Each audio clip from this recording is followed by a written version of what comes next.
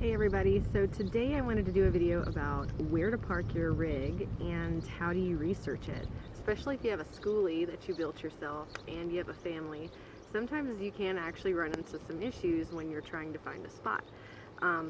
So just to kind of go over some tips today and just how I research and how we look around for different things to do, and hopefully you can take something from this.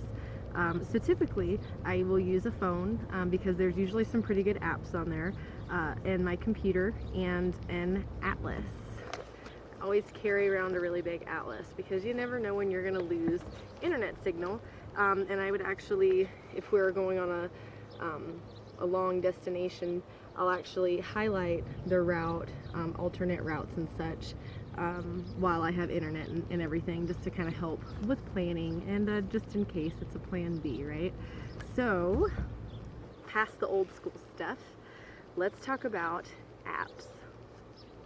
Now there are a few different applications that you can use, all depending on what results you want.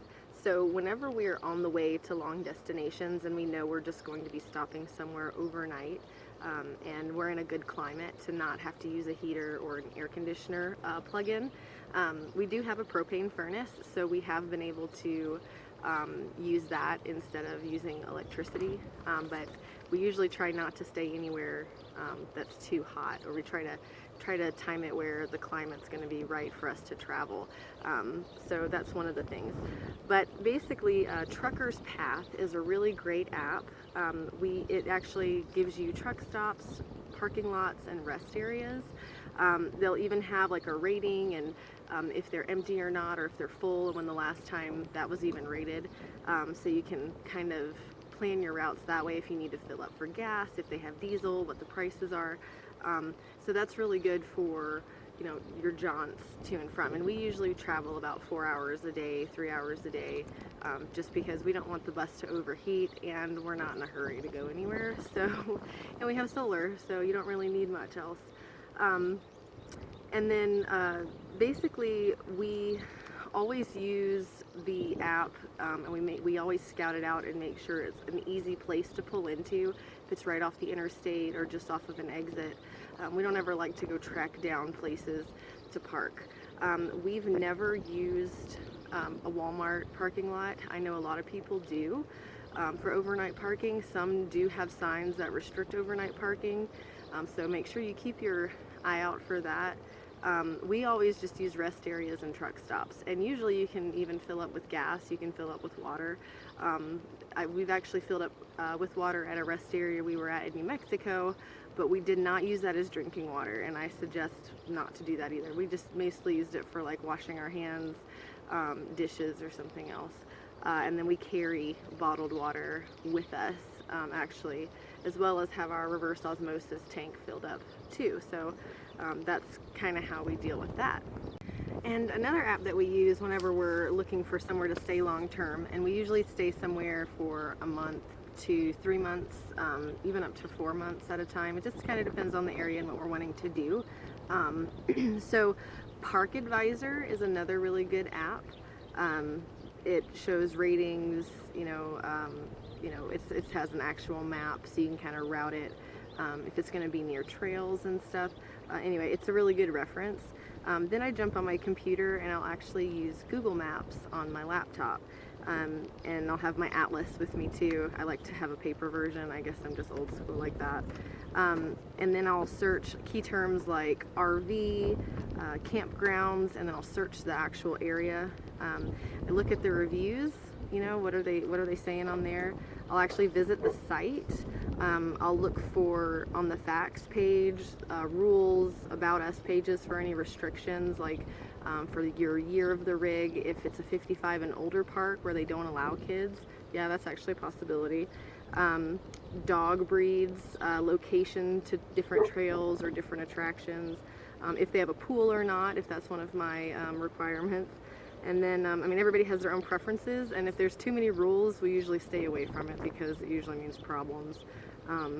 And I don't deal with that kind of caliber of person. So anyway, so once we decide that it meets our specifications, I'll actually send an email of our rig. We'll do both sides, the front, the back, and an interior picture. And usually the side or the front of the bus picture will have, Ryan's right behind me, I just realized. Oh, am I in? Yeah, you're in the video. Oh, my bad. No, you're good. You can stay in it. People like to see you, right? But anyway, so I'll send the email, and then I'll put on it's a bus conversion, the year that we converted it. Some parks do have stipulations as far as how old your rig can be, but I've also noticed some people, if it is a 10-year-old bus, or a 20-year-old bus, in our case, 19-year-old bus, but you've recently converted it, it does change some things. It's actually like 2016. So once I send the pictures and I kind of open up that communication, I'm like, hey, this is what we're looking for. If you want full hookups, if you need a septic hookup, just kind of list your specifications, what dates that you're going to be there, check in and check out, and then, just tell them a little bit about you. I usually mention that my husband's a veteran. Sometimes they do have veteran discounts. If you have AAA, if you are Passport America, if you're Good Sam, because sometimes they don't let you know up front, and it's always really good to make sure you mention that so you can get your discount, because they won't remind you, I've noticed. So anyway, if you have any of those, make sure you do that. Okay, and so the next app you can actually download, and it's also a website, is freecampsites.net, and they'll actually tell you if there's water or electric. They'll even do like places on the side of the road to park at, how long is allowed or that could fit in that, their experience parking in different places. It also has BLM land, which is free to stay on for 2 weeks at a time, which we haven't really done. I think we stayed on one once overnight though. But it's definitely great for boondocking and stuff, and if you're really looking to cut costs and cut your bills down, boondocking is a really great way to do that. And on BLM land you only have to move every 2 weeks, so just keep that app in mind too. It's a really good one. So my other tip is going to be to check out Workamping if you're looking at saving money, or if you want to make a little bit of extra money on the side while you're traveling. Workamping.com, I believe, is the website, and you can sign up for the newsletter for free. Don't pay any money because there really is no reason to. There's plenty of free websites. So again, just Google Workamping and you'll find some stuff, and you can search by state, which is even better. So basically there are some perks.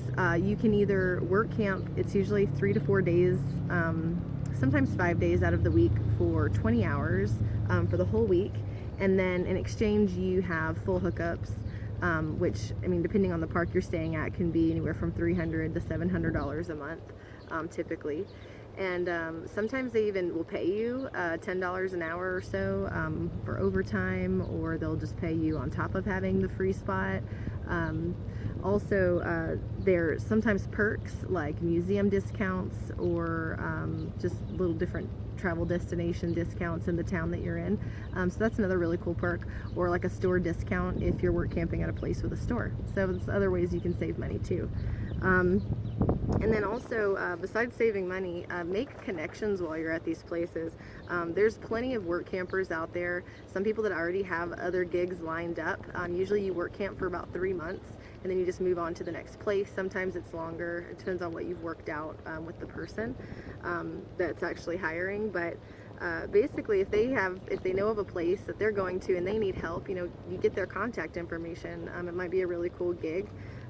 Or you might need something later down the road.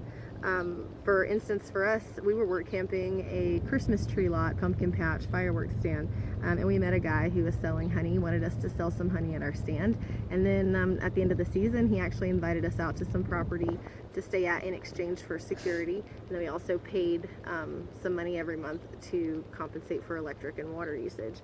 So another one would be at an RV park we stayed at. The owner actually had a friend who had a campground up north and needed work campers, and she actually gave us that information and asked if we still wanted to. We actually declined it, but just another reason, if you're a good guest at any place, you can make good contacts, and you never know who they know. So I mean, just keep a positive attitude, really.